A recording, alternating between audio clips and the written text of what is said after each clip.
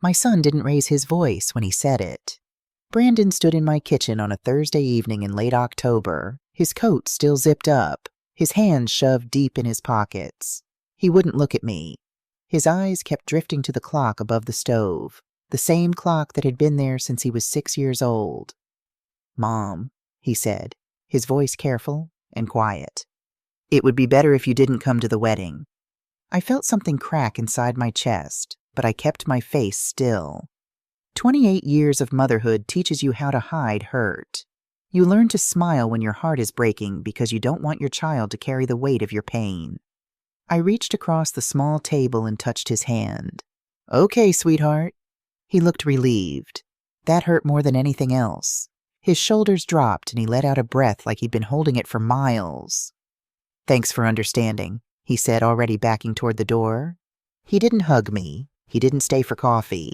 He just left, and I stood there in my kitchen listening to his car pull away, wondering when I had stopped being someone worth fighting for. I didn't cry that night. I made myself a cup of tea and sat at the table, running my fingers over the worn wood where Brandon used to do his homework.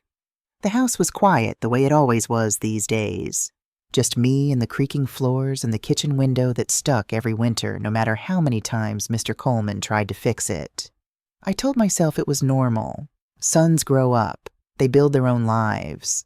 I didn't want to be the kind of mother who clung too tight, who made everything about herself. But late that night, lying in bed, I couldn't stop wondering, when had I become a problem instead of a parent? I wasn't always alone. There was a time when this house was full of noise. Brandon's laughter, his friends running through the yard, the sound of cartoons on Saturday mornings.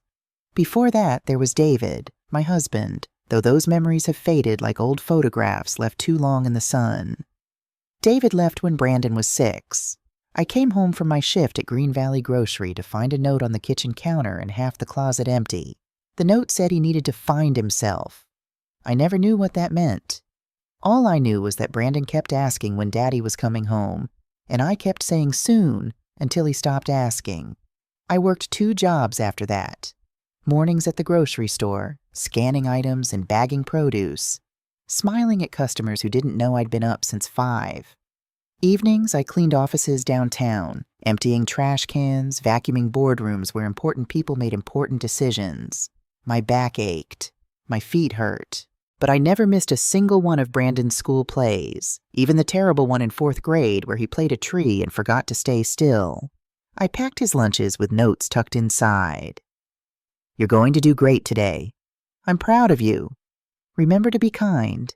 Small things, mother things." On Sundays, I called my sister Dorothy. She lived 2 towns over and worked as a nurse at County General. She was the only person who knew everything. The exhaustion, the loneliness, the nights I sat at this table and ate dinner alone while Brandon was at a friend's house. "You're doing a good job," she'd tell me. I believed her. I had to. The house was never fancy. The floors creaked. The porch light flickered when it rained. In winter, the kitchen window stuck so bad I had to hit it with the heel of my hand to get it open. But it was ours. I'd worked myself to the bone to keep it. Every week, I put $20 into an old coffee can in the back of my closet. Brandon's future fund, I called it. College, maybe. Or a car. Or a wedding. A wedding. I never imagined I wouldn't be welcome at it.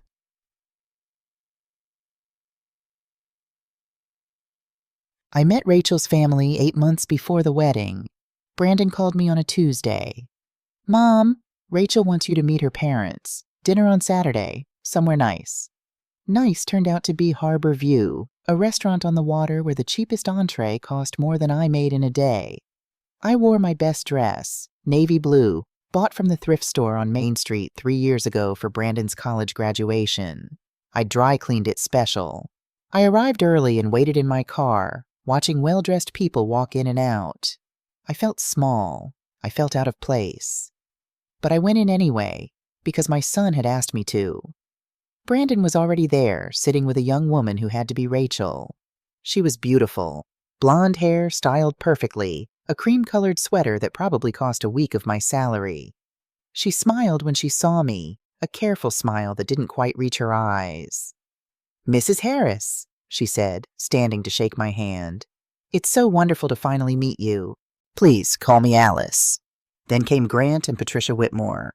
Grant was tall, broad-shouldered, with silver hair and the kind of voice that filled a room whether he wanted it to or not. He shook my hand like a business transaction.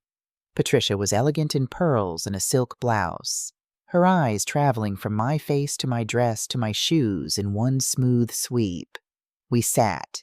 Grant ordered wine without looking at the price. Patricia asked polite questions about my work, a word she said like it was in quotation marks. So, Alice, Grant said, leaning back in his chair, what is it you do? I work at Green Valley Grocery, I started. And in the evenings Mom's been in retail management for years, Brandon cut in, his voice tight. I looked at him. He wouldn't meet my eyes. It was the first lie, small, easy to excuse, but I felt it land between us like a stone. The dinner went on. Patricia asked about Brandon's father. I opened my mouth to say we'd divorced, that he'd left when Brandon was young, but Brandon spoke first. He passed away, he said. A long time ago. The second lie. Grant offered condolences. Patricia touched my hand. I sat frozen, my throat tight, because my ex-husband wasn't dead. He was remarried in Arizona with 2 kids I'd never met.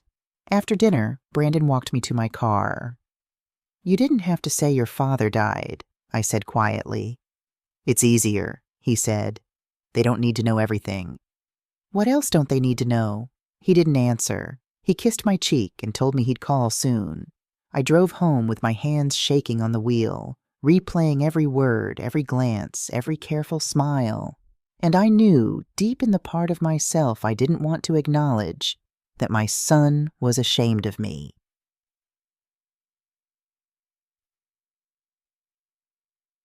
The distance came slowly, in pieces small enough to ignore if you didn't want to look too closely.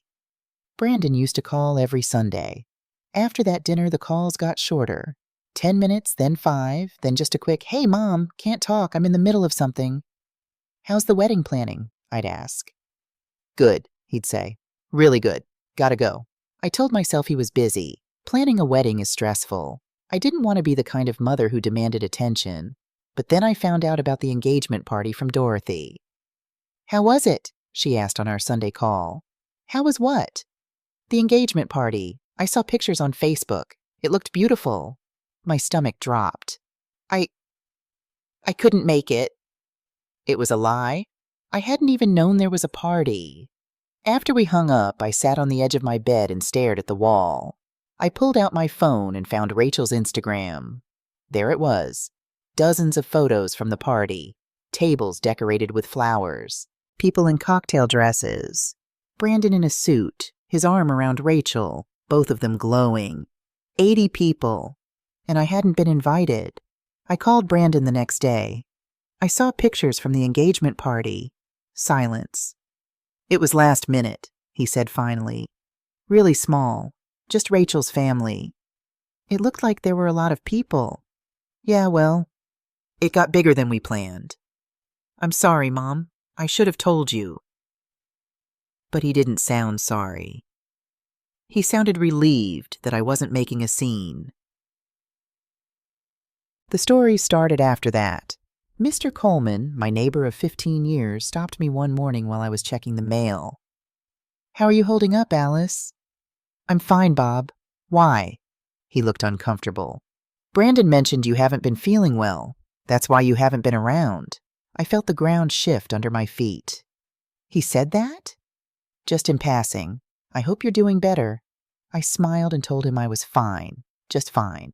But my hands were shaking when I walked back inside. I called Brandon. "Why does Mr. Coleman think I'm sick?" I didn't say that. His voice was tight, defensive. "Then what did you say?" "I don't know, Mom. Maybe he misunderstood." But Mr. Coleman didn't misunderstand. And he wasn't the only one. Dorothy called me 2 weeks later, her voice low and angry. "Someone at church asked me if you'd moved away." "What?" "And Mrs. Patterson said she heard you were unstable." The word hit me like a slap. "Who's saying this?" "I don't know," Dorothy said. But someone is talking, and it's not the truth. That night I lay in bed and tried to make sense of it. Different people, different stories. But they all had one thing in common. They all explained why I wasn't involved in the wedding. Brandon was creating a narrative, and in that narrative, I was the problem. 3 weeks before the wedding, the invitation came in the mail. Not handed to me by Brandon. Not mentioned in a phone call. Just there in my mailbox, tucked between a grocery store flyer and an electric bill. I opened it with trembling hands. Mr. and Mrs. Grant Whitmore request the honor of your presence at the marriage of their daughter Rachel Elizabeth to Brandon Michael Harris. I scanned down to the bottom where weddings usually list the families. Daughter of Grant and Patricia Whitmore. Son of nothing. Just Brandon's name. Alone. I wasn't mentioned. Not even as the mother of the groom. I sat at my kitchen table and stared at that invitation until the words blurred. Then I picked up my phone and called Brandon. Hi, Mom. I got the invitation. Oh, good. My name isn't on it. Silence. Brandon, why isn't my name on the invitation? It's just how they formatted it.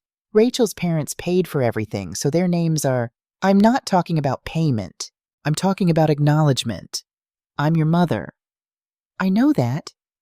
Do you? Mom, don't make this about... About what? About me? I'm not making anything about me. I'm just trying to understand why I'm being erased. You're not being erased. Then what am I, Brandon? He didn't answer. I hung up. Tim. That night, Dorothy came over. She took one look at my face and wrapped me in a hug. We stood in my kitchen and I cried for the first time since Brandon had told me not to come to the wedding. What is he doing? I whispered. What did I do wrong? You didn't do anything wrong, Dorothy said fiercely. You raised him alone. You gave him everything. Maybe that's the problem. Maybe all I gave him was something to be embarrassed about. Dorothy pulled back and looked at me hard. Don't you dare. You worked yourself to the bone for that boy. You have nothing to be ashamed of. But he does, I said softly. He's ashamed of me. We sat at the table and I told her everything. The lies about his father. The engagement party I wasn't invited to. The stories people had heard. The missing name on the invitation. Dorothy listened, her jaw tight, her hands clenched. We need to find out what he's really saying, she said. How? Leave that to me. 2 days later, Dorothy called. I went to dinner at Harborview tonight. Okay. Grant Whitmore was there, at the table next to mine. My heart started pounding. He was with a group of men, talking loud, drinking expensive wine. One of them asked about the wedding, asked about the groom's family. I held my breath. Grant laughed and said, Her mother isn't in the picture. The words hung in the air. What does that mean? I whispered. I don't know, Dorothy said. But I'm going to find out. I didn't sleep that night. I lay in bed and stared at the ceiling, playing back every conversation, every excuse, every careful word. Her mother isn't in the picture. What picture? The one where I raised Brandon alone? The one where I worked 2 jobs? The one where I never missed a school play or a parent-teacher conference? Or the picture Brandon was painting for his new family? The next morning I made a decision. I wasn't going to sit quietly anymore. I wasn't going to disappear to make things easier. I was going to find out the truth. I pulled out the folder where I kept old papers and found a crumpled note Brandon had left on my counter 6 months ago. A list of vendors. Just in case you need to reach anyone, he'd said. I'd thought it was thoughtful. Now I wondered. I picked up my phone and dialed the first number. Blooming Creations. This is Jennifer. Hi, I said, my voice steadier than I felt. This is Alice Harris. I'm calling about the Harris-Whitmore wedding. Oh, Mrs. Harris, Jennifer's voice brightened. I've been trying to reach you. We need your final approval on the centerpieces. I froze. I'm the contact? Yes. You're listed as the primary contact. Your name is on the contract. My heart started pounding. When was I added? You've been on file since we signed the contract in May. Is everything okay? Yes, I lied. Everything's fine. Thank you. I hung up and sat very still. May. Brandon had put my name on the contract in May, the same month he started pulling away, the same month the stories started. I called the bakery. Same answer. I was the contact. My name was on the contract. I called the venue. Mrs. Harris, we've been waiting for you to schedule your final walkthrough. My hands were shaking now. Brandon had put my name on everything, and then he'd told me not to come. Why? I sat at my kitchen table with the vendor list in front of me, and for the first time since this all started, I felt something other than hurt.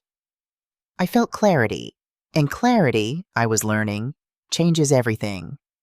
I spent the next 2 hours calling every vendor on that list. My coffee went cold as I sat at the kitchen table, my notebook filling with names and confirmations. Jennifer at Blooming Creations, David Kim at Sweet Moments Bakery, Sarah Mitchell at Riverside Manor, the venue.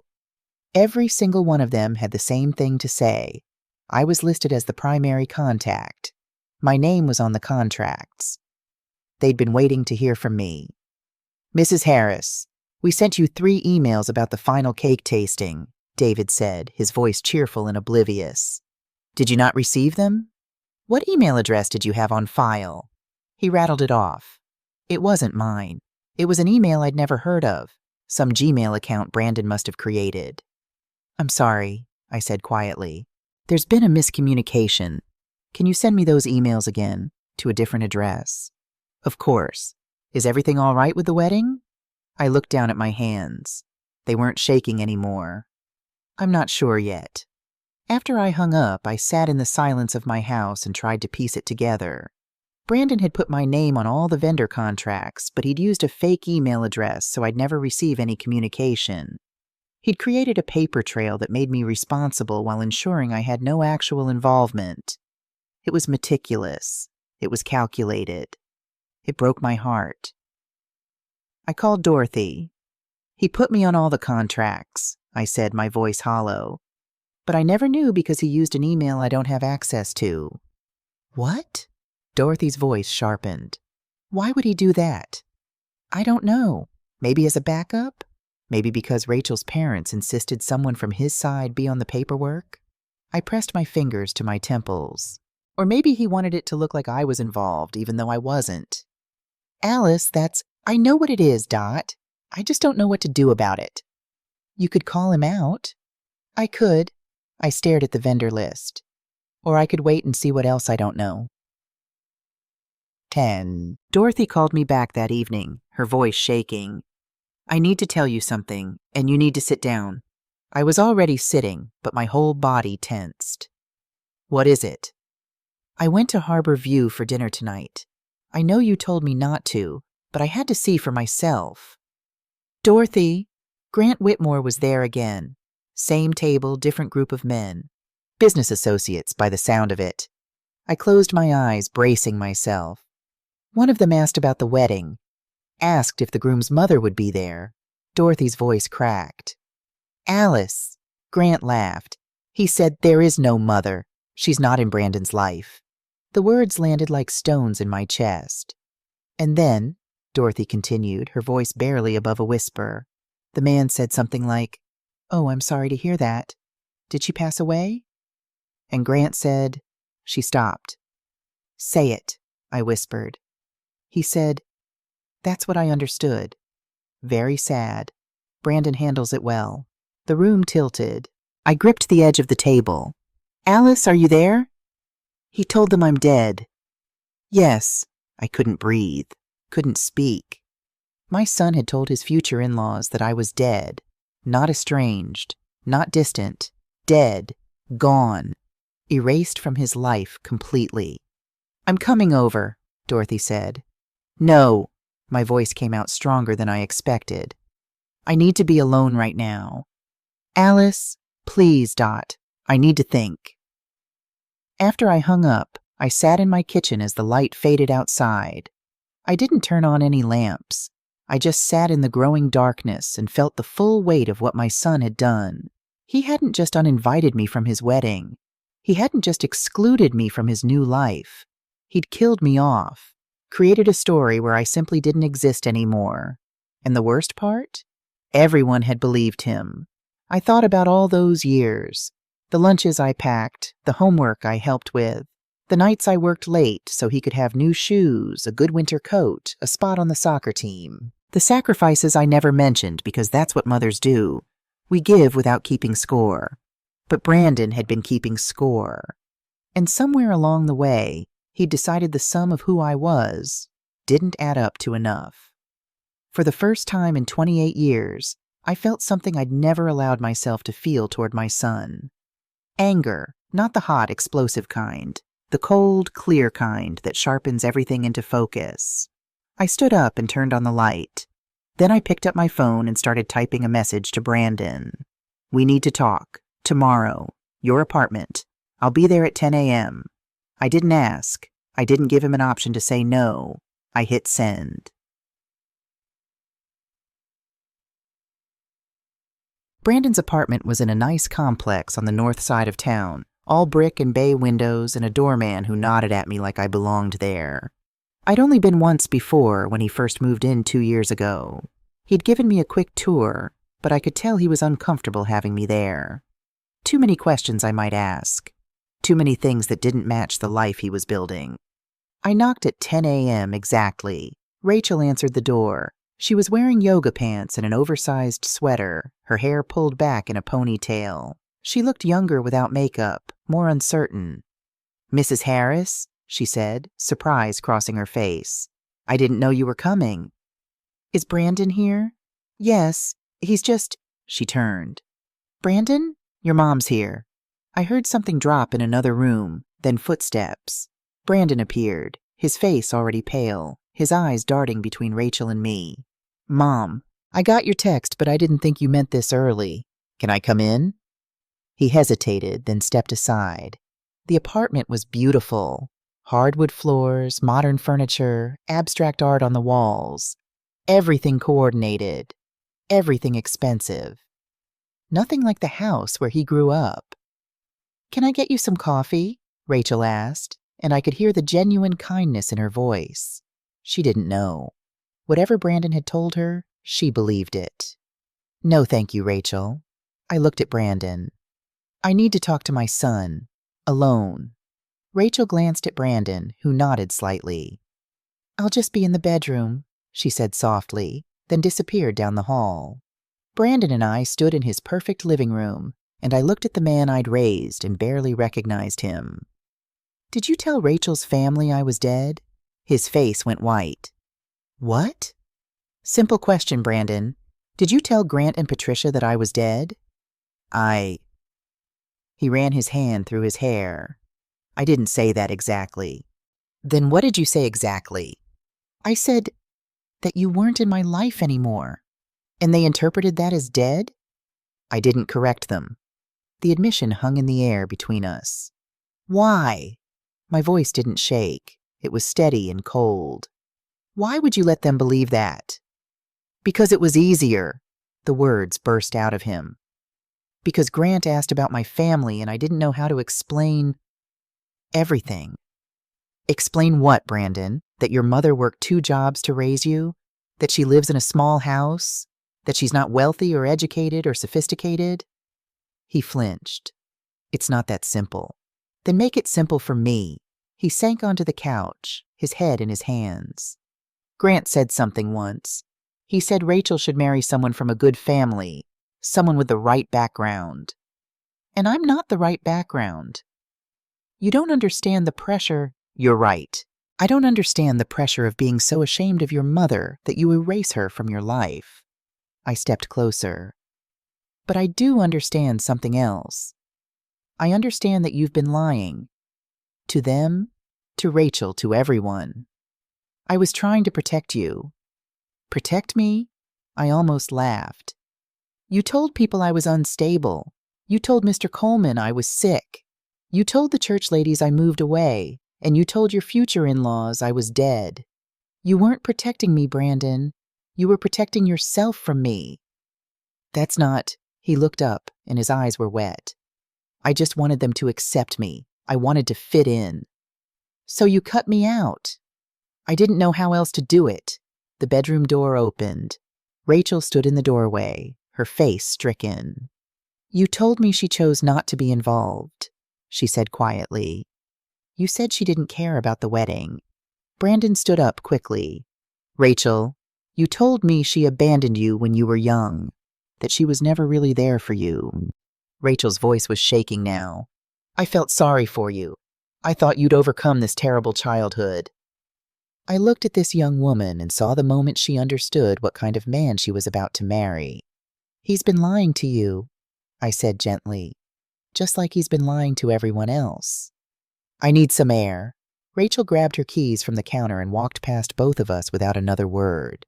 The door closed behind her, and Brandon and I were alone. You need to fix this, I said. How? How do I fix this now? You start by telling the truth. And what is the truth, Mom? That I'm ashamed? That I wished I came from somewhere else? Someone else? His voice broke. That no matter how hard I try, I can't escape where I came from? The words cut deep, but I didn't let him see it. The truth, I said quietly, is that you had a mother who loved you, who sacrificed everything for you, who would have stood beside you anywhere, with anyone, if you'd just let her. I picked up my purse. But you didn't let me, Brandon. You chose shame over love, and that choice is yours to live with. I walked to the door. Mom, wait. I turned back. I'm listed as the primary contact on all your vendor contracts. Did you know that? He froze. The florist, the baker, the venue. My name is on everything. I watched the color drain from his face.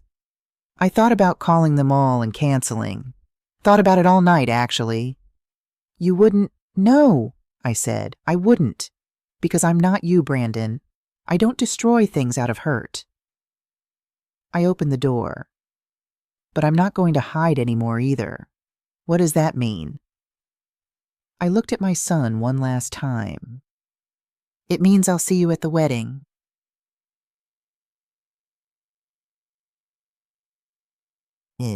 I drove straight to Dorothy's house. She took one look at my face and pulled me inside. We sat at her kitchen table, so much like mine, worn and familiar, and I told her everything. He admitted it, I said. All of it. Dorothy's jaw tightened. What are you going to do? I don't know. I wrapped my hands around the mug of tea she'd made me. Part of me wants to walk away completely. Let him have his perfect wedding with his perfect lie. But another part of me can't stand the thought of disappearing, of letting him erase me without a fight. You could expose him, Dorothy said carefully. Tell Grant and Patricia the truth. And hurt Rachel in the process? She doesn't deserve that. I shook my head. This isn't about revenge, Dot. It's about... I don't even know what it's about anymore. We sat in silence for a while. Then Dorothy said, Your name is on the contracts. Yes. So you have power here. Real power. I looked up at her. You could cancel everything, she said. Make the wedding impossible. But that's not who you are. She leaned forward. Or you could do something else. Like what? You could show up. The words settled between us. Just show up? I asked. As yourself, as Brandon's mother, as the woman whose name is on every contract. Dorothy's eyes were fierce. Not to cause a scene, not to ruin anything, just to exist in the space you were told to stay away from. They think I'm dead. Then maybe it's time for a resurrection. I thought about it. The image of me walking into that wedding, alive, present, undeniable. The look on Grant's face, on Patricia's, on Brandon's. I'd be forcing the truth out into the open, I said slowly. Yes. It would hurt him. He hurt you first.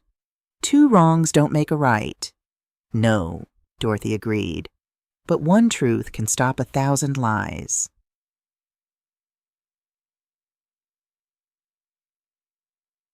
The next week passed in a strange haze. Brandon called 17 times. I counted. I didn't answer any of them. His voicemail started desperate. "Mom, please call me back. We need to talk about this." Then angry. "You can't just show up at the wedding. You'll ruin everything." Then pleading, "Please, Mom, please don't do this." Rachel called too, just once. "Mrs. Harris, I don't know what's happening between you and Brandon, but I think we should talk. Please call me." I didn't call her back either. What could I say? Your fiancé is a liar, and you're about to marry him? She'd figure it out on her own soon enough. Dorothy came over every evening. We'd sit at my kitchen table, and she'd update me on the gossip. "Grant's been calling around asking about you," she said. "Someone told him you work at Green Valley." "Did they tell him anything else?" "Just that you've worked there for 15 years, that you're reliable, that customers like you." Dorothy smiled. "The manager apparently said you were one of the best employees they ever had." I thought about that. 15 years of scanning groceries, of smiling at strangers, of being reliable and present and real. Not impressive to someone like Grant Whitmore, but honest work. Good work. The kind of work I'd never hidden from Brandon until he started hiding me. 3 days before the wedding, I went to Marshall's and bought a new dress. Nothing fancy, just a simple navy dress with a modest neckline and 3/4 sleeves. The kind of dress a mother of the groom might wear. Dorothy helped me pick it out. "You look beautiful," she said when I tried it on. I looked at myself in the fitting room mirror. I didn't look beautiful. I looked 55 and tired and ordinary. But I also looked dignified, present, real. "I look like myself," I said. Exactly. That night I slept better than I had in weeks, not because I was happy about what was coming, but because I'd made a choice, and I was at peace with it. I wasn't going to the wedding to cause pain. I was going to refuse to be erased. And sometimes that's the same thing. The parking lot at Riverside Manor was full when I arrived. Cars lined every available space, expensive sedans, SUVs with dealer plates still in the windows, a few sports cars that probably cost more than my house. I parked at the far end, next to a landscaping truck, and sat for a moment with my hands on the wheel. It was 2 p.m. The ceremony was scheduled for 3 p.m. Through my windshield, I could see clusters of guests standing outside the entrance. They were dressed beautifully, women in cocktail dresses and heels, men in suits. But something was wrong. They weren't going inside. They were checking their phones, talking in low voices, looking confused. I took a deep breath, picked up my purse, and stepped out of the car.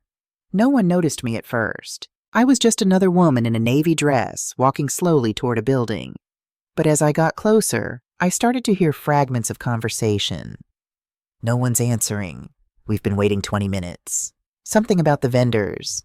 I walked past them, through the double doors, into the reception hall. The space was beautiful. Floor-to-ceiling windows overlooked the river. Round tables were set with white linens and gold-rimmed china. But something was missing. The tables were bare, no centerpieces, no flowers at all. Where the cake should have been, there was just a long table covered in white cloth. Empty. The DJ booth in the corner sat unplugged, cables coiled neatly on the floor. The room felt hollow. Expectant. Wrong. People milled around inside, too, their voices creating a low hum of frustration and confusion. I recognized a few faces from the engagement party photos I'd seen online. Rachel's friends, Brandon's co-workers. None of them knew who I was. Then I saw Grant. He was near the front of the room, his phone pressed to his ear, his face red. Even from across the room, I could hear his voice. "This is unacceptable. Do you have any idea how much I've paid? I don't care about your policies. I need answers now." He hung up and turned, ready to direct his anger at whoever came near him. That's when he saw me. His eyes swept over me, confused at first, then irritated. "Excuse me, are you with the catering company?" The room quieted. People turned to look. I took a few steps forward. "No, Mr. Whitmore, I'm not with the catering company."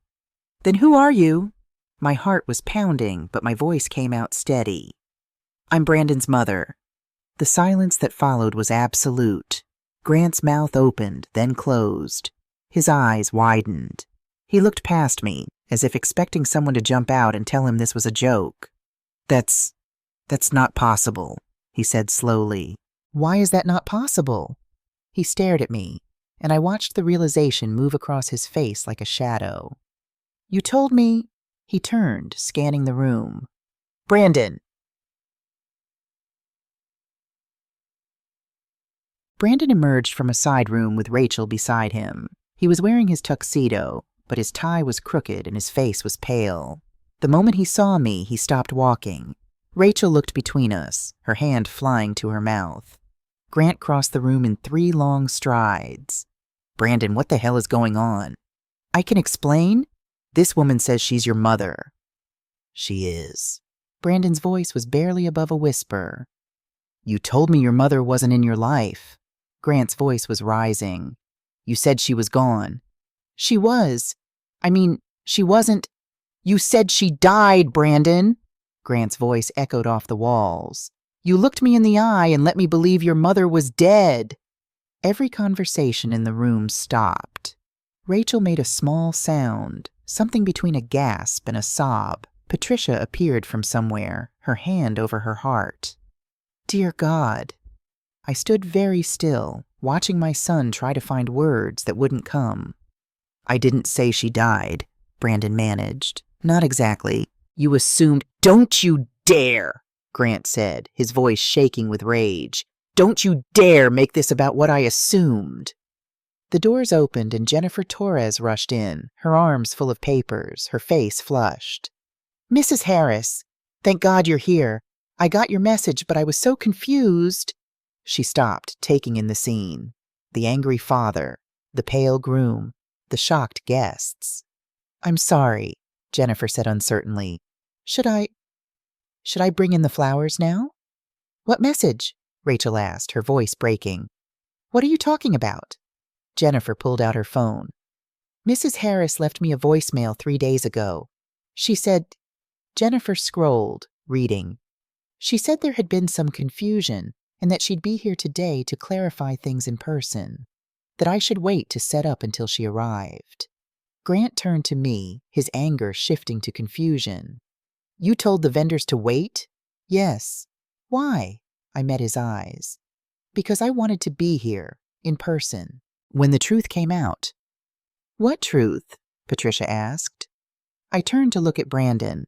Why don't you tell them? He stood frozen, his mouth opening and closing. No, I said quietly. Then I will.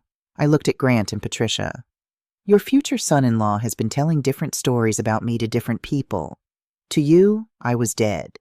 To others, I was unstable. To some, I moved away. To Rachel, I looked at the young woman, her perfect makeup starting to streak with tears. To Rachel, I was a mother who didn't care. That's not, Brandon started. Which one is the truth, Brandon? I asked. Or are they all lies? Rachel turned to him. Is that true? Did you tell my parents she was dead? I never used those exact words. Did you or didn't you? Rachel's voice cracked. I let them believe it. Yes. Patricia sank into a chair. Grant looked like he might explode, but Rachel was the one who spoke. You let me believe your mother abandoned you. You let me feel sorry for you. You let me think you'd overcome this tragic childhood. Her voice was shaking. I told people about your strength, about how you'd risen above your difficult past, and it was all a lie? It wasn't all a lie. What was true? Rachel screamed. The room flinched. My mother worked 2 jobs, Brandon said, his voice breaking. She lives in a small house. She's not like your family, and I was ashamed. He looked at me, tears streaming down his face. I was ashamed, and I'm sorry. Sarah Mitchell, the venue manager, appeared with a folder. Mrs. Harris, I'm so glad you're here. We have a problem with the final contract. She opened the folder, pulling out papers. Your signature doesn't match our records. The room went still again. What do you mean? I asked, though my stomach was already dropping. Sarah pointed to a signature on the bottom of the contract. This is supposed to be your signature, but it doesn't match the one on your driver's license copy from when we first met. We never met, I said quietly. Sarah's face paled. But your son said you'd been here for the walkthrough. I was never here. She looked down at the contract, then at Brandon. Mr. Harris, did you sign your mother's name to this contract? The silence stretched. I had to, Brandon said. They required a family member's signature, and Mom wasn't available. Available? I said. Or you didn't want me to be. Grant stepped forward, his face purple. Do you understand what you've done? You committed fraud. Fraud. If this gets out, if this gets attached to my name, to my business. Grant, please, Patricia tried. No! Grant wheeled on Brandon. You forged a legal document. You lied to us. You lied to our daughter. You lied to everyone. What else have you lied about? Nothing. I swear it was just about my mother. Just, I heard my voice rise for the first time. I was just a problem to hide? Just an embarrassment to erase? Brandon turned to me, his face crumpling. I didn't know how to tell them the truth. The truth about what? That I worked hard? That I raised you alone? That I loved you? I felt tears burning in my eyes, but I didn't let them fall. What part of that required lies, Brandon? All of it, he whispered. Because none of it was enough. The words hung in the air. Rachel pulled the engagement ring off her finger. Rachel, no! Brandon reached for her. Don't touch me. Her voice was ice. I don't know who you are. This whole time I thought I was marrying someone honest, someone strong, someone real. She held out the ring. But you're just a liar. I love you. You love the person you pretended to be around me. Rachel looked at him like a stranger. I don't even know if anything about us was real. She turned and walked toward her parents. Patricia stood and wrapped her arms around her daughter. Grant glared at Brandon one more time, then guided his family toward the exit. At the doorway, Rachel stopped and looked back at me. I'm sorry, she said, for believing him, for not asking questions. You have nothing to apologize for, I said gently. She nodded once, then left. The room began to empty. Guests drifted out in clusters, whispering, avoiding eye contact. A few people tried to approach Brandon, but he waved them away. Someone started folding chairs. Someone else unplugged the sound system. The wedding that never was slowly dissolved around us. Brandon stood alone in the middle of the empty hall, and I watched him from across the room. He looked small, lost. Nothing like the confident young man who told me not to come. He walked toward me slowly. I didn't want to hurt you, he said. I looked at the man I'd raised, and I felt the weight of 28 years between us. But you did. I know. He wiped his face. I know I did. Why, Brandon? Just tell me why. He was quiet for a long time. Then, because when Grant asked about my family, about my background, I saw the way he looked at me, like he was measuring me, and I knew I didn't measure up. So you erased me. I thought if I could just start over, be someone new, someone whose mother had died tragically instead of someone whose mother cleaned toilets for a living. He choked on the words. I'm so ashamed. Of me? Of myself. He looked up, his eyes red. Of being so weak that I couldn't stand up for the woman who gave me everything. I stood there and I felt something shift inside me. The anger was still there. The hurt was still there. But underneath it all was something else. Love. Complicated, painful, enduring love. You broke my heart, I said quietly. You know that? I know. And I'm not going to pretend it's okay. It's not okay. I understand. But Brandon? I took a step closer. I would have stood beside you anywhere, with anyone. You didn't have to hide me. You just had to trust that love was enough. He nodded, unable to speak. I'm going home now, I said. and you need to figure out who you want to be. Not who Grant Whitmore wants you to be. Not who Rachel wanted. You. I picked up my purse. When you know, you can call me. Will you answer? Eventually, I said, but not today. I walked toward the door, past the empty tables and the unplugged sound system in the space where my son's wedding should have been. At the threshold, I turned back one more time. Brandon was standing alone in the middle of the empty hall, and for just a moment, he looked like the little boy I used to tuck into bed, the one who believed I could fix anything. But I couldn't fix this. He had to fix himself. I walked out into the sunshine, and Dorothy was waiting in the parking lot, leaning against her car. "How do you feel?" she asked. I thought about it. Really thought about it. "Free," I said.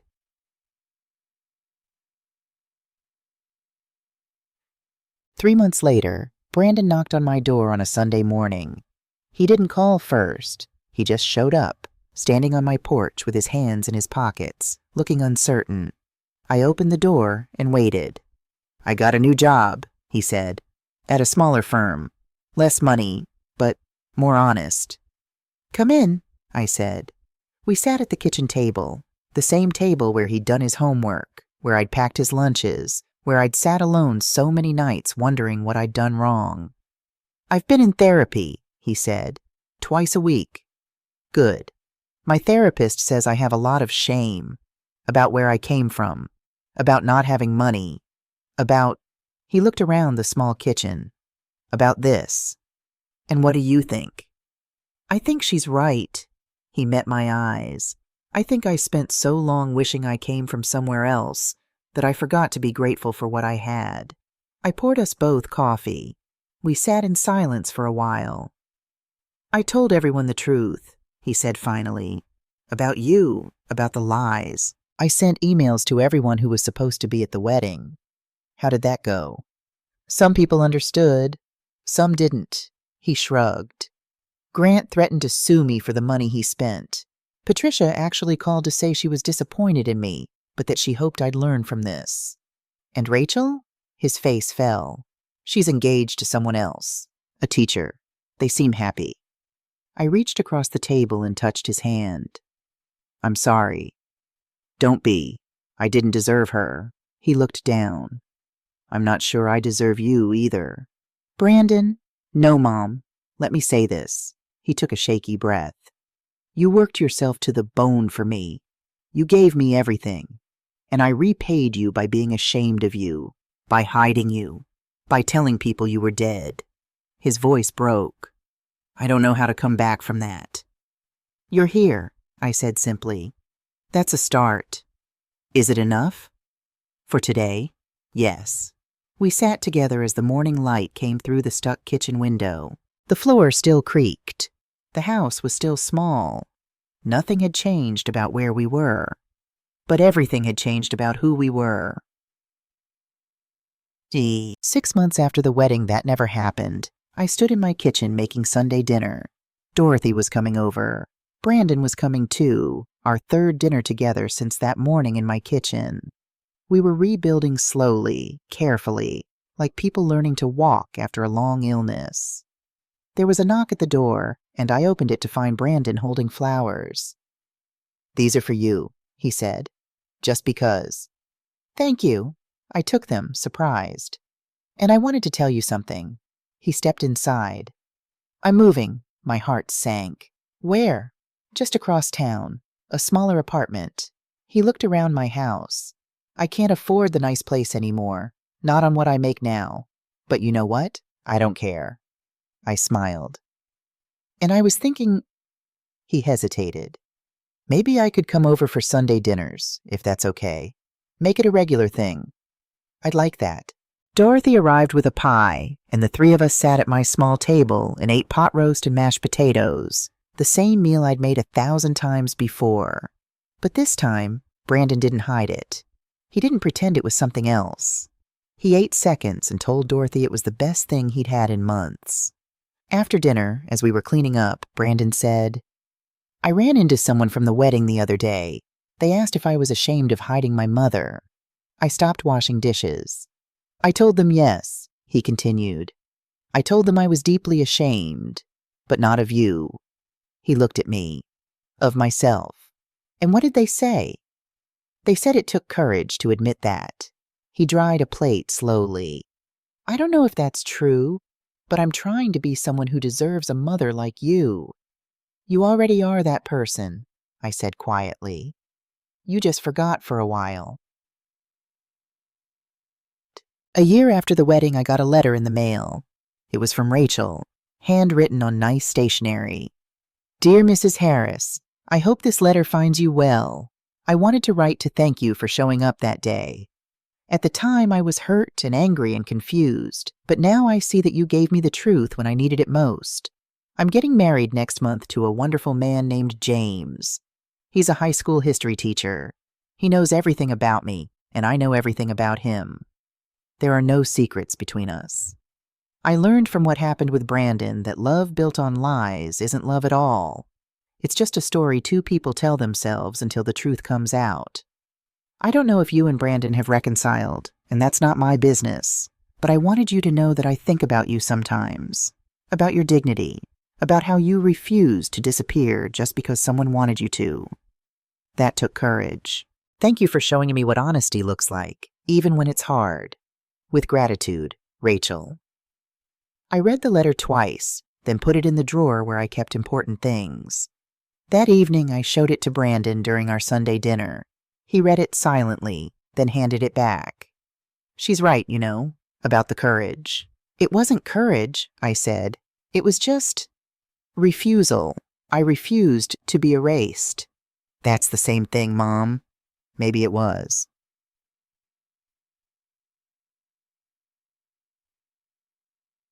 Two years after the wedding, that never happened. I still live in the same small house. The floors still creak. The kitchen window still sticks. The porch light still flickers when it rains. But I walk differently now.